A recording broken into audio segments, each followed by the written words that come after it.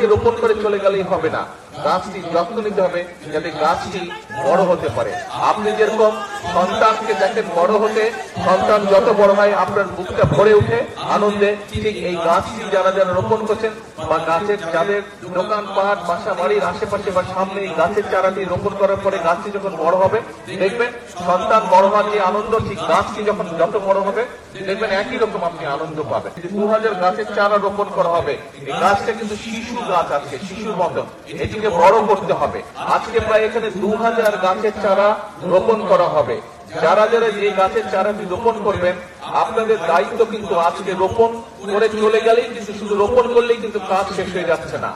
একটি শিশু যখন ভূমিষ্ঠ হয়, শিশুরা ভূমিষ্ঠ হলেই কিন্তু বাবা মায়ের কাজ শেষ হয়ে যায় না, বরং শিশুরা ভূমিষ্ঠ হওয়ার পরে শিশুটাকে যত্ন সহকারে গড়ে তোলা, যত্ন সহকারে মানুষ করাই হচ্ছে সবচেয়ে আসল কাজ।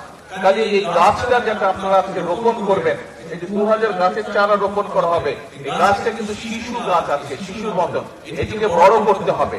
কাজে যারা যারা গাছের চারাটি রোপণ করবেন তাদের কাছে আমার অনুরোধ থাকবে, এবং যেই বাড়ির সামনে গাছটি রোপণ করা হচ্ছে সেই বাড়িতে যারা বসবাস করবেন অথবা আশেপাশে যদি দোকান থাকে প্রত্যেকের কাছে আমার অনুরোধ থাকবে, আহ্বান থাকবে যে গাছটি একটা সাইজে বড় না হওয়া পর্যন্ত দয়া করে গাছটিকে যে যতটুকু পারেন যেভাবে পারেন গাছটিকে দয়া করে যত্ন করবেন যাতে গাছটি বড় হতে পারে।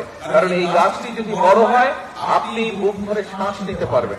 এই গাছটি যদি বড় হয়, এই গাছটি বড় হলে এই গাছের তলায় আপনি শান্তি মতন ছায়ায় বসতে পারবেন। কাজে এই গাছটি আমাদের উপকারের জন্য হবে, শুধু আপনার না, আপনার সন্তান, আপনার পরিবার, আপনার এলাকার মানুষ, আপনার পাড়ার মানুষ সকলে এই গাছের সুবিধা পাবে।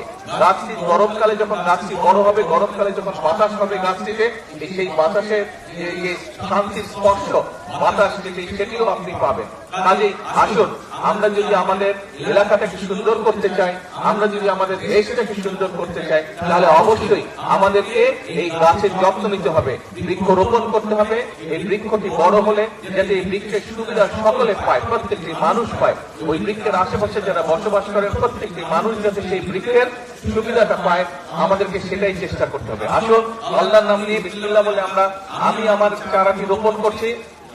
যারা যারা এখনো রোপণ করেননি তাদের অনুরোধ করব, কিন্তু মূল কথা হচ্ছে যে শুধু আজকে রোপণ করে চলে গেলেই হবে না, গাছটি যত্ন নিতে হবে যাতে গাছটি বড় হতে পারে। আপনি যেরকম সন্তানকে দেখেন বড় হতে, সন্তান যত বড় হয় আপনার বুকটা ভরে উঠে আনন্দে, ঠিক এই গাছটি যারা যারা রোপণ করছেন বা গাছের যাদের দোকানপাট বাসা বাড়ির আশেপাশে বা সামনে এই গাছের চারাটি রোপণ করার পরে গাছটি যখন বড় হবে দেখবেন সন্তান বড় হওয়ার যে আনন্দ, ঠিক গাছটি যখন যত বড় হবে দেখবেন একই রকম আপনি আনন্দ পাবেন।